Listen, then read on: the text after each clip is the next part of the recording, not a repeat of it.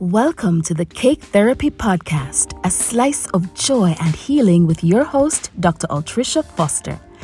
This is a heartwarming and uplifting space that celebrates the transformative power of baking therapy.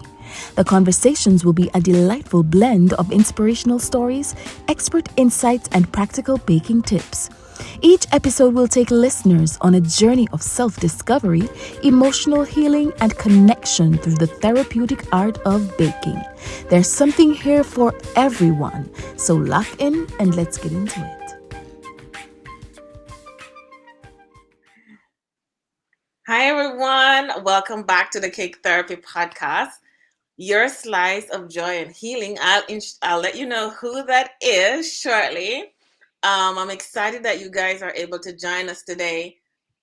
Today you're in for a treat, right? You're in for a slice of something sweet in the space today. So I'm excited to introduce to you no other than Miss Ella Stewart from Baked Well-Being. She's joining us today.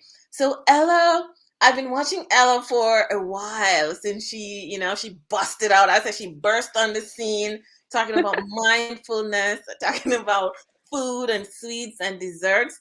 And I wanted you, our guests, our listeners, to learn more about her and the work that she's doing. So who is Ella? Let me tell you a quick behind background about Ella, who's joining us. She's the owner of Bake Well-Being. Bake Well-Being. She takes self-care and creative coaching to a new level. Believe me, when you follow Ella, you will see she takes this thing up a notch.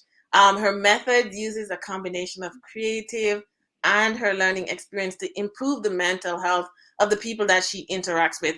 And like cake therapy, we are promoting health and mindfulness through baking. So welcome, Ella. I'm really excited about having you here today. Thank you so much. It's an absolute pleasure to be here. And thank you for that lovely introduction as well. You're welcome.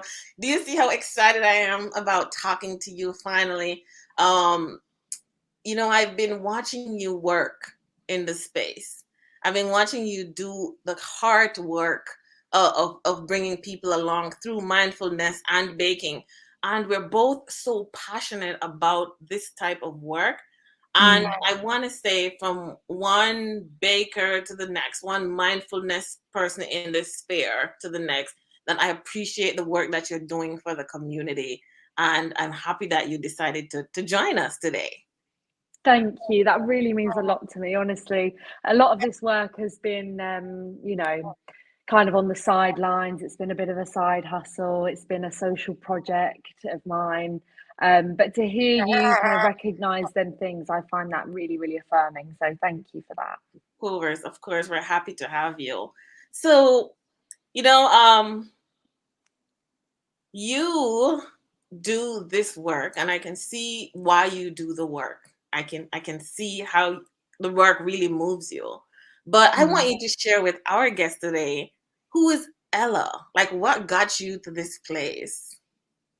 Yeah, so I mean, it's quite a story. I mean, baking has been a hobby for me since I was probably from the age of about 3 or 4 is when I started to bake, and I was introduced to the hobby through my grandma, and it was an activity that we did together from a very, very young age.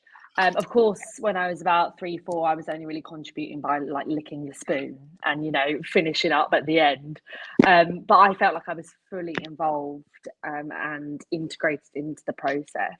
Mhm. Um, I then had a Saturday job as a shop assistant in a cake shop, and really got to see kind of the behind the scenes of like the magic of baking and creating Mhm. when it comes to cakes, and started up a little cake baking side hustle business, just making cupcakes and birthday cakes for friends and family. And it was through that that I really understood the reward, the achievement based factors that you can get from this hobby. Mhm. And that's when it became more of like an obsession than a hobby. I was just reaping all those happy hormones Mhm. from every bake that I did. Um, I think the where that merged into kind of like a purposeful driven kind of social mission type thing, Right. is when my nan, who I started baking with, went through quite a severe breakdown, and that did lead her to being institutionalized. And I was quite young then still, you know, and I really saw, you know, going in to see her in the ward, I really saw firsthand what mental illness, the power of mental illness, you know, for an individual, but also for everybody around them. And yeah, I think that's where I came to realize that your self-care strategies, your, you know, your well-being, your work on, you know, emotional resilience, all of this is so important in an individual, in every individual, because obviously we all have mental health, you know. And I did a bit of self-work at that point. You know, I realized I do have a, you know, family history of mental ill health, and me and my sister sort of from quite a young age thought, well, you know, this is in the family line, so we best be doing some things now to kind of help protect us from what could possibly be inevitable. And it was then that I realized that the baking, that hobby, that grounding technique, that you know, that skill-based activity, that was my self-care, that was my coping strategy. Yeah, and it was just there that I thought these two things go hand in hand. It's just like your art therapy or your dance therapy or your music therapy, you know. It's a new space in that kind of creative therapy world, but I mean, you'll know, just like I do, that it is just as powerful. Yeah, I definitely, absolutely agree with you on that. I've seen and I've felt, you know, how baking has definitely changed my life. And I tell the stories in this book, Cake Therapy, How Baking Changed My Life. I talk about my own personal journey and, you know, the reconnection, how baking helped me reconnect with my thoughts and feelings. So I do definitely agree that, you know, there is a healing power in baking. And it's good to hear you talk about it from a standpoint of where it evolved, you know, baking with your nan, to when she became ill, to using that as a way to cope, which is really, really good. I've read where you stated that that you believe that baking has healing powers. Baking for our well-being provides additional elements of practical skill. It enhances your sense of achievement. It boosts your self-esteem and engages your neural reward system. How does it do that? Talk about how baking does that for you, and how has baking improved your self-esteem, and how it engages your reward system. Yeah, well, absolutely. I mean, as I say, from kind of the first cake that I think it was cupcakes that I started off with, and the first batch of cupcakes I made for a birthday, it was for my niece's friend's birthday party. It was a Minnie Mouse themed party, and I did, you know, the red buttercream with the white dots and the little like Oreos sticking out. I was about 13 at the time, and I genuinely felt that it was one of the best things that I'd ever made. You know, it was pretty simple at the time, you know, in comparison to the things that I've made now, and also the things that everybody else has made in this, you know, incredibly creative space and industry. But I just remember feeling so proud, like such pride in that piece that I had made from scratch. You know, you have to remember that when we start with things where it's literally a blank canvas, and then we create something from that. I just think there's nothing better than that. There's nothing more incredible than creating something out of a bunch of random ingredients or decorations or, you know, whatever else. And it was just so heartwarming to take these bakes that I'd made, you know, love, time, attention, care had been put into this, Right. and take that to someone's birthday party and just to feel really appreciated, to feel that that effort was really appreciated. And I remember the look on the little girl's face whose birthday it was, and you know, and then everyone shared them round and everyone took a moment to just be together, and we sang happy birthday, we put candles in, it brought the whole room together. Yeah. And everyone got to share that moment over my baked goods. Yeah. You know, it's community building. It's you know, it's indulging, it's treating yourself in many ways. Yeah. It's challenging, you know, it's a challenge, and the learning aspects of baking, it's endless, you know. I mean, I know you know as well as I do, we've been baking for years and years, but we've never done everything. We've never done every bake, you know? Yeah, we can never do everything. We could never. Yeah. So it's just that opportunity to continually learn through this this activity. And then as you go, your skills develop, you challenge yourself further, you try new things. And I think it's that improves our self-esteem, you know, where we're tackling those little new challenges every so often. And every time we have something to show for it. And there have been occasions where I have created something that is completely inedible. Yeah. I will I'll still get a learning lesson out of that. Yeah. You know? Yeah, absolutely. So is it in those moments as you are baking and as you are seeing your self-esteem rising, is it then that you were able to start recognizing the community that lives in that, the communion that your baked goods brought on? So that leads me to asking you, is it out of that baked well-being was born? Like, tell me a little bit more how baked well-being was born. What's the genesis of baked well-being? Yeah, so I think I kind of had this idea, you know, as I said, through the process of my nan becoming unwell, and you know, just my own kind of journey of recognizing where my mental health was at, and feeling like I needed to probably take some precautions, maybe more so than the average individual. I think I always knew that baking was part of my mental health toolkit. You know, it was part of my self-care strategies. Right.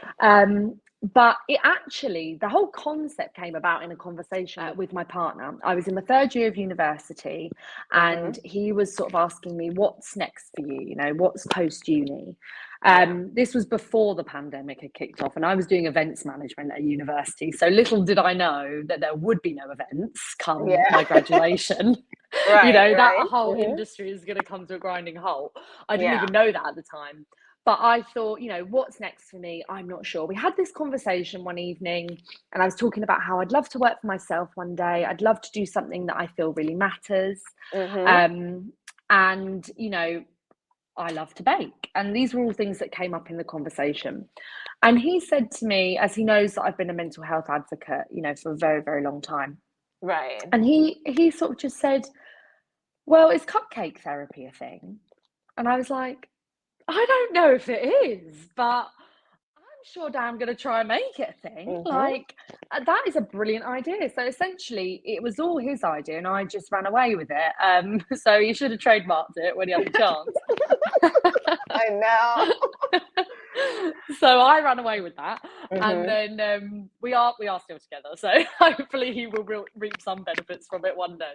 Yeah. But yeah, so that's kind of where it came about. And then a few weeks later, I got an email from my university saying, there's an enterprise challenge. Have you got a business idea? That was the line in the email heading. And I thought, actually, it just so happens I think I do after that conversation last week. So I went through that process. I applied with this idea. I was then put into 6 weeks of workshops. So I don't know the first thing about business, honestly, I really don't. But these workshops were really helpful, you know, creating this seed idea and turning it into a business plan. Yeah.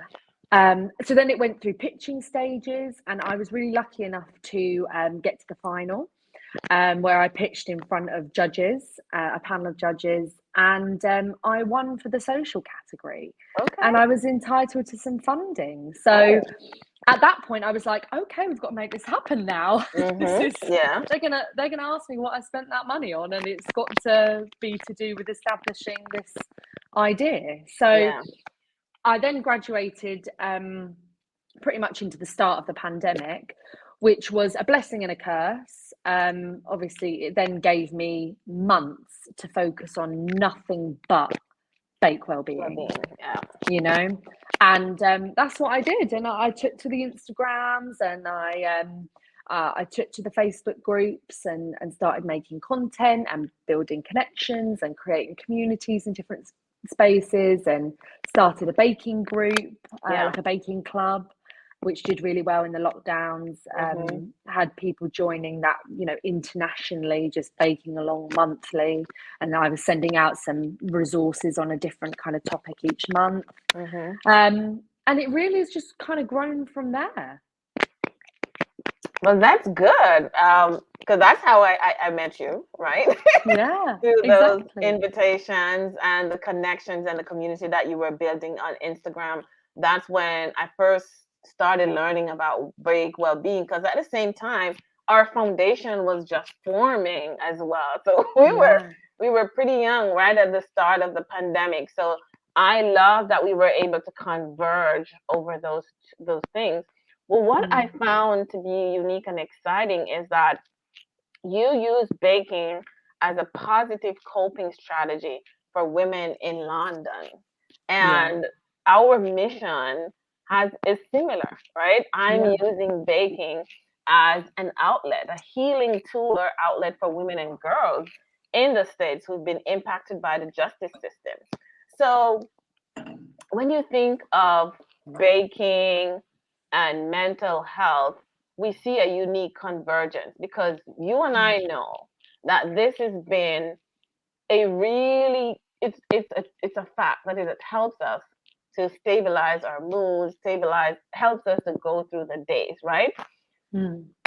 My what I wanted to really touch on here, why do you target women in London, or do you? What's your target audience here for Bake Well-Being? Is it just women and girls? I would say that these are the demographics that have gravitated towards the project. So, you know, I put a lot of stuff out there and just hope that it hits a nerve with some people and connects to some people. And it turns out from everything that I have put out there that women and girls from the ages of around 18 to probably around 55, so it's quite a large age demographic, but this age range have actively wanted to be involved in the initiatives that I've kind of I've put on and I've put out there. So in terms of with my business mind on, which, you know, I still don't really know loads about, but with my business head on, I go, these are the people that are seeking this out. They're seeking this work and these initiatives. So I will open my arms and I will bring them in, and I will focus everything I do on what they need and what they want. But then, for example, you know, I've had a corporate company come to me last month actually and asked me to put together some recorded content specifically on men's mental health, you know, for Male Mental Health Awareness Month, month of November. And I said, sure, you know, absolutely. If that's what you need, I can do that for you.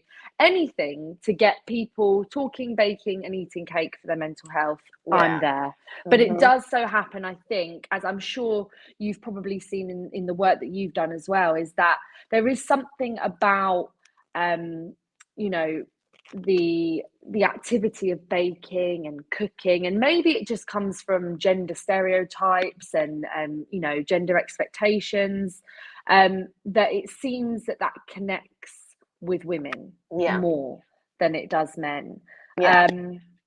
But you know, I've had some conversations with some male mental health awareness groups, and we've thought about putting on some male baking initiatives to get men in the kitchen and to get men comfortable with wearing the apron and you know, getting their wooden spoons out. So and I'd be very open to that as well when the time's right. But yeah, typically I find that it is women that are mostly interested in the things that I'm doing. Okay, so it makes sense that you would promote it as thus for now, but you know, it's good to be open-minded, because like I love the wave. I'm gonna call it a wave, where men are beginning to share, you know, their feelings a little bit more openly.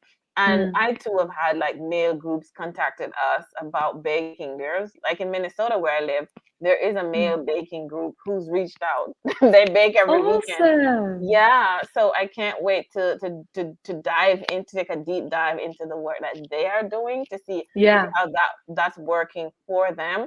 But what the data does show though is that traditional forms of therapy, the things that, because we tend to aggregate the data with boys and girls in terms of mental health and how we respond to it.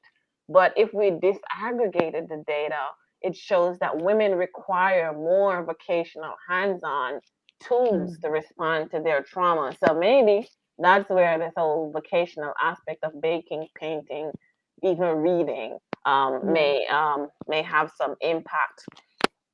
I would love to find out from you, like, to share a time with our audience where I know you talked about, you know, with your grandmother and her illness and stuff, where so I'm asking for another time, another story where you've connected with yourself and baking has helped you to lead through, you know, the challenge that you've experienced.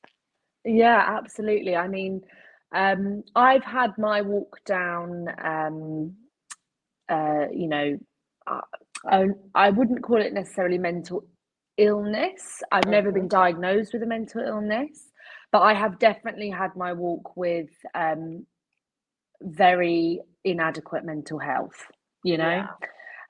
This was actually towards the end of 2021. So this is about 2 years into my work of establishing Baked Well-Being and, you know, talking about the well-being benefits of baking. And at this point, I'd done my wellness and resilience coach diploma. So I was a qualified coach. I'd done my mental health first aid training.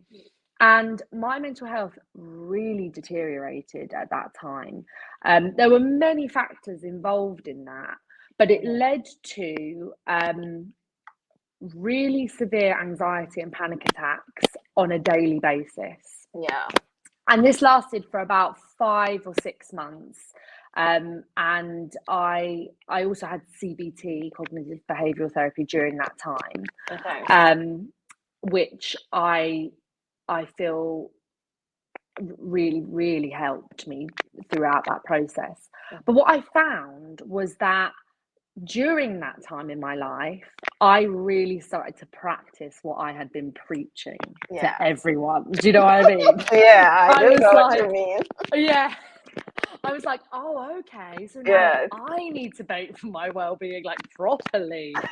And I just found that I went inward. I went into my kitchen. You know, it was a time where leaving my house or doing my daily activities, like getting the train to work, was triggering anxiety attacks for me. So it meant that I spent a little bit more time at home, and I spent a little bit more time in my kitchen. And I stopped doing it for Baked Well-Being, you know, if that makes sense. I stopped creating the content, and every time I baked, I wasn't doing it for the social project. Yeah. I was really doing it for me and where my mind was at the time. And I think what the key part of that was in kind of tackling the symptoms that I was experiencing at that time with anxiety and panic was the mindfulness, the grounding experience of baking. You know, it's like the only activity that engages all 5 senses at the same time. Absolutely. You know, the only one. And I will know, and many of us will, who have experienced anxiety and panic attacks, that one of the first things someone will ask you is when you're in like high blown, you know, high functioning, you know, like big time anxiety. They will ask you, what can you hear? What can you taste? What can you smell? What can you see? To ground yourself back into that present moment. And of course, it's the present moment where we know that we are safe and we are surviving. And it takes you out of those anxiety-ridden places, time periods, the past and the future. And it really just brings you back into that moment.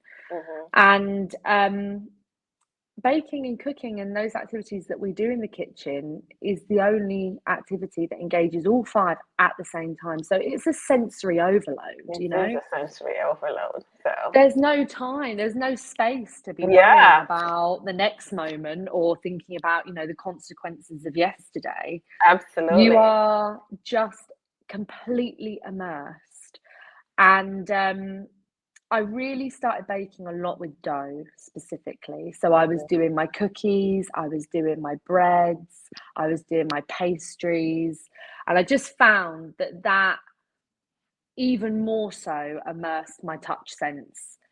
And, you know, cookies are great because you can eat that cookie dough as you go. Absolutely. You don't even have to wait. You don't even have to wait. You do not even have to wait. So share with us, what's one of the biggest and most valuable lessons that you've learned since you started doing this work since in 2019? I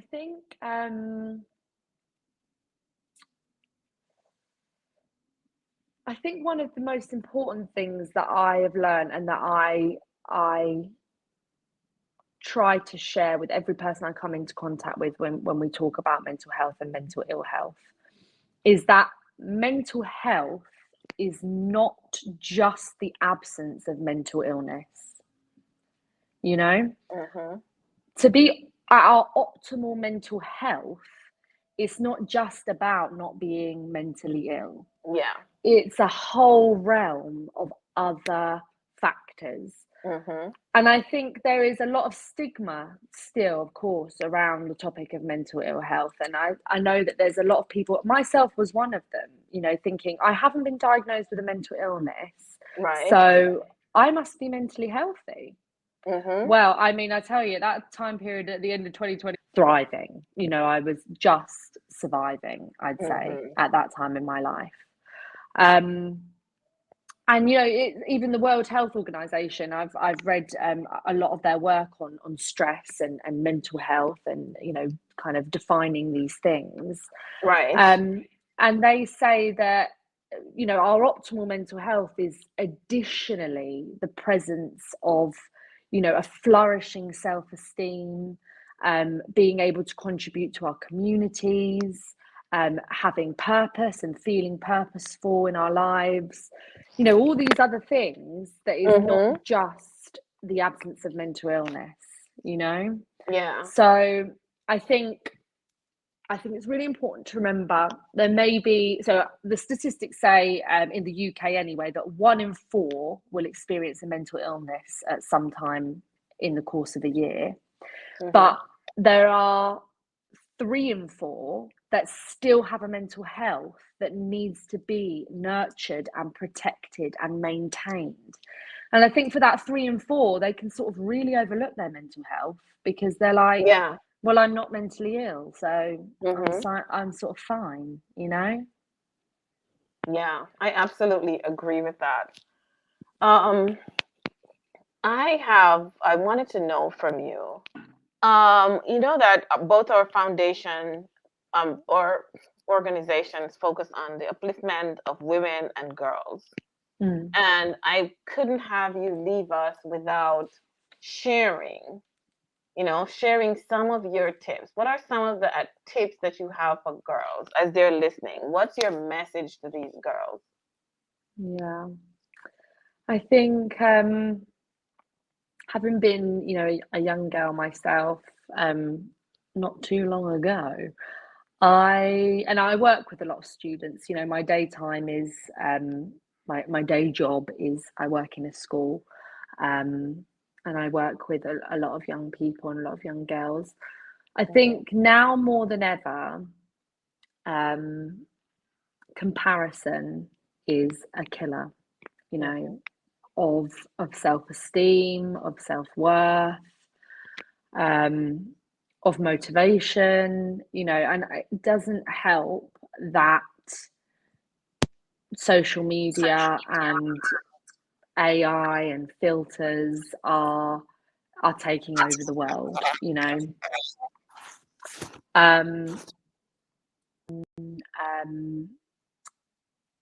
young people's self-confidence and self-worth and valuing ourselves and our uniqueness and our the things that make us in individuals. Right. It's such a difficult one because we're going to be constantly fighting against the uprising of all the things that lead to that comparison with social media. But I think going inward and understanding what you're passionate about, not what the influencers are passionate about, and not what your friends put out on their social media that they're to everybody else that they're passionate about, but what genuinely makes you tick and what is your safe space, what is your where your belly gets fiery, and doing everything you can to involve that more in your daily life for you and not for your Instagram. I think that's a really good place to start. And then I think once young girls especially start to immerse themselves in that more and more, there is chance for them to become more authentic beings and themselves more authentically. And I think once you're comfortable with that, that's when your self-confidence grows, and it just grows out of control because you're not doing it for anybody else, you're doing it for you and who you are. I actually read I pulled a card yesterday evening. I was with some really wonderful women and we were doing kind of a wellness women's on a Wednesday chat, and I pulled this card, and it actually relates really nicely to what I'm just saying. And it was let me see if I can remember it, that tension, the feeling of tension in the body, in the mind, physical, mental, emotional, tension is who we think we should be, and relaxation is who we are. That's profound. And I thought, what, that's so true. I feel at my most relaxed and at my most centered and at my most calm when I am doing me authentically. And for me, that is when I'm in the kitchen, when I'm baking, hair scraped back, looking an absolute mess, got my Frank Sinatra on in the background. That is me, That is my authentic me. And I think that if everyone can connect with whatever their authentic them is a little bit more, especially young girls, because of the way the world is now with comparison and, everyone putting out their best selves and their best filtered face. I think we've got to fight back against that. I don't know if that's going to change outwardly. I don't think it is. I think it's only going to get worse with the way technology is going. But we've got to fight it inwardly, if that makes any sense. Of course. Collectively, we all have to do the work to help the girl recognize or learn how to be her most authentic self, because it is then that she'll be more relaxed. And one fun fact we learned about Ella, guys, today is that she loves Frank Sinatra. I love Frank Sinatra. My God. Do you now? So would you say then a combination of baking and music is equals to Ella's best self? Oh yeah, 100%. Absolutely. I just love, shutting the kitchen door and just shutting myself away from the rest of the outside world. And I can Yeah. do that for hours on end when I'm baking Mm-hmm. or cooking. Yeah. Um, the- yeah, go on. No, I was about to say, like, I describe it for me as the stillness. It's Yeah, the stillness that it brings when you're in your own space. yeah, absolutely. And Yeah. it's something that the majority of us are lucky to have in our own homes. That safe space is Yes. right there Yeah. in our homes. Um, and yeah, we've not got to spend thousands on it. There's all No, this, we don't. It's I right know, there. it's right there. It's You've just not some got to do flour. exactly, and a little bit Yeah. of sugar and a little bit of Sinatra. I know, exactly. So tell us what's next for Ella. Mm. Um, yeah, tell us what's next. What do you have, you know? Yeah, so I've got a few fun things coming up actually. I've got a really great conversation coming up on Kitch. We're doing a mindful meals kind of culinary arts and mindfulness discussion Hmm. with some really interesting individuals that are very much on the same wave, Yeah, as us. I So see the very, lineup. I see the yeah, lineup. Yeah. we're definitely all kind of in this movement together. Hmm. And I was approached to join that conversation, and I'm really, really looking forward to it. I really value the perspectives of these individuals, and that everyone comes with an interesting flair and personal and professional experience in Yeah. the kind of in this realm. Hmm. So that's going to be on the 29th of October, which is 5 p.m. Like the universal time. So Hmm. that obviously changes because it's an international conversation, which is I very know. exciting. Yeah. So yeah, the idea from that is that we'll have some really key players within the space, like Hmm. yourself, and a few others that are kind of across the globe, that are in the similar in the similar space. We'd love Right. to. We'll be sending out some invites to you guys, so yours will be on its way. To come and watch that and be there and be in the room, Hmm. and then we hope to have that as the kind of starting point for a bit of a collective where Yeah. we can all support each other's work and collaborate and Community building. exactly, Yeah, yeah, for community sure, building. Yeah. yeah. I So that's love pretty that. exciting. And then Yeah. at the end of the month, I'm going to be at a retreat in Valencia with a really, really cool company and organisation called House of Voga. Okay. So they merge voguing and the music and the fashion of voguing with yoga, the practice. So Oh, it's so cool. It's so yeah. cool.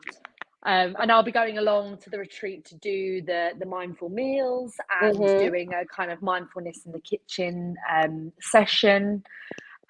Get everybody baking some kind of protein bars and fun Okay. kind of healthy snacks. I love that concept. Yeah. Yeah, so I'm really looking forward to that. And then 2024 will hopefully bring the launch of some coaching programs. So I really want to focus on the And coaching next year. and our conference plan. Yes, exactly.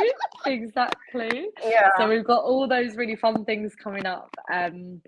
And yeah, it's all just very exciting. I know, I'm very excited. It's there's value in hearing from you. There's value in watching you work, and there's value in the work that you do.